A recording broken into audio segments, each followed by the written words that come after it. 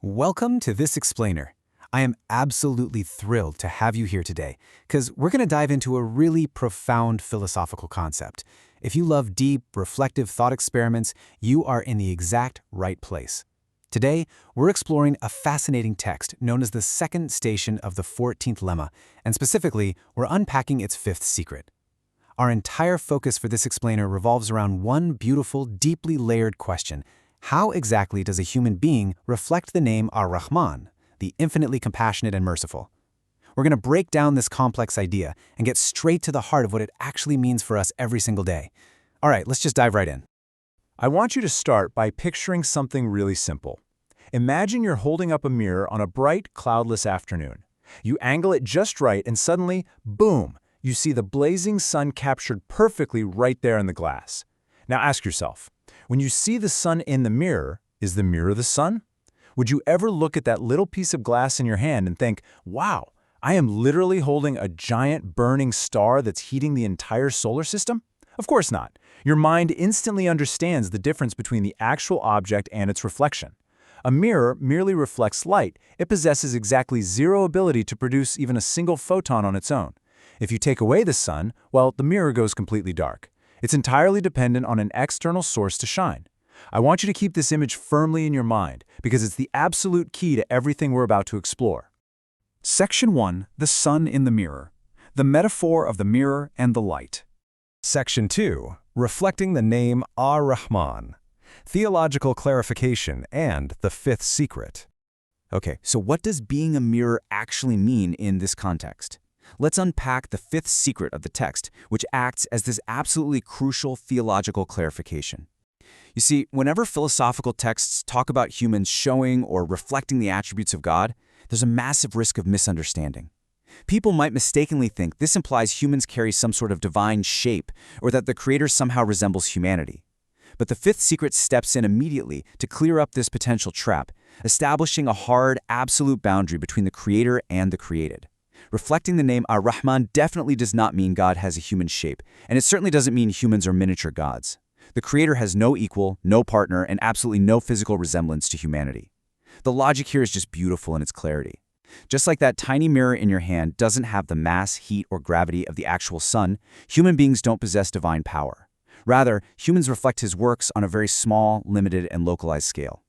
Recognizing this tiny drop of capacity is exactly how a human effectively mirrors the infinite compassion of Ar-Rahman. It's like we're given a mere drop just so we can start to comprehend the vastness of an infinite ocean. Moving on to Section 3. The source of human emotions. The anatomy of the human soul. So what exactly is this reflective surface made of? Well, it's definitely not physical glass. It's actually made up of our specific, tangible human emotions and actions. Think about a mother's unconditional compassion for her child, staying awake all night just to comfort a fever.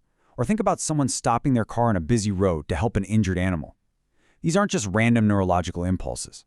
In the framework of this text, these moments of profound tenderness are the actual reflective surface catching the light of Ar-Rahman. Unlike other living creatures, humans are equipped with this incredible, multifaceted mirror. We don't just act on basic instinct. We love deeply, we think critically, we feel shame when we fall short, and real regret when we cause harm. We have the astonishing ability to forgive those who hurt us, and this undeniable drive to seek meaning in our lives. Every single one of these capacities elevates the human experience. But, and this is a big but, while they increase our intrinsic value, they simultaneously increase our responsibility. Because a more complex mirror requires a whole lot more care to keep clean. Section 4. Limited mirror, infinite light. Warning about the trap of the human ego. Now, there's a pretty serious warning found in the text here. When you have a mirror that's capable of reflecting such profound light, a really dangerous trap emerges. What happens when the human mirror forgets its actual role? What happens when the glass starts believing it's the star? This right here is the trap of the human ego. Because our emotions feel so personal, so deeply internal to us, it's incredibly easy to lose perspective. We forget that they're just a limited reflection of an infinite light, and instead, we start taking credit for the sunshine. We have to maintain the distinction between the original, infinite source of mercy and you, the human reflector, at all times. You are the reflector of mercy. Those beautiful feelings you possess, like that warmth you get in your chest when you help someone out, those were given to you. You didn't invent compassion out of thin air. You are definitely not the original source of the mercy you show. And honestly, We all know exactly how that ego trap sounds in our heads. It's just 4 little words. How good am I? The source text explicitly warns about this internal monologue. When you do something kind, when you show real mercy, and you immediately claim ownership of that goodness by saying, "Look how good I am, look how virtuous I am," you instantly distort the mirror. Claiming ownership over divine mercy leads directly to arrogance. By saying, "How good am I?" you immediately shatter that reflection of Ar-Rahman, replacing divine light with human vanity.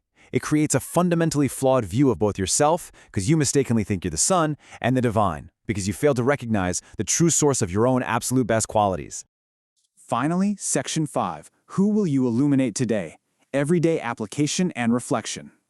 You know, understanding that you're essentially just a mirror isn't supposed to make you feel small or worthless. It's actually incredibly empowering. Every single time you choose patience over anger, every time you choose generosity over selfishness, you're actively participating in something infinitely larger than yourself. You are actively reflecting Ar-Rahman. You're catching that light and bouncing it right into the dark corners of the world around you. Your daily acts of kindness are elevated from simple good deeds to literal cosmic reflections. If you take away just one thing from this explainer, let it be this: humans are not the sun, but a clean mirror can reflect the light beautifully. When you experience love, when you extend real forgiveness, remember the true source of those emotions. Don't let your ego fog up the glass. Keep your mirror clean through humility and self-awareness so that the beautiful light of compassion can shine through you completely unobstructed. Which leaves us with the ultimate question, the very question this entire text drives us toward. You have this incredible capacity. You have this complex, multifaceted mirror of intellect, love, and compassion. And the light, well, it's always shining, just waiting to be caught. So look around your life today. Look at your family, your community, maybe even just a stranger you pass on the street, and ask yourself, how will you reflect mercy today? Thank you so much for joining me on this explainer. Keep those mirrors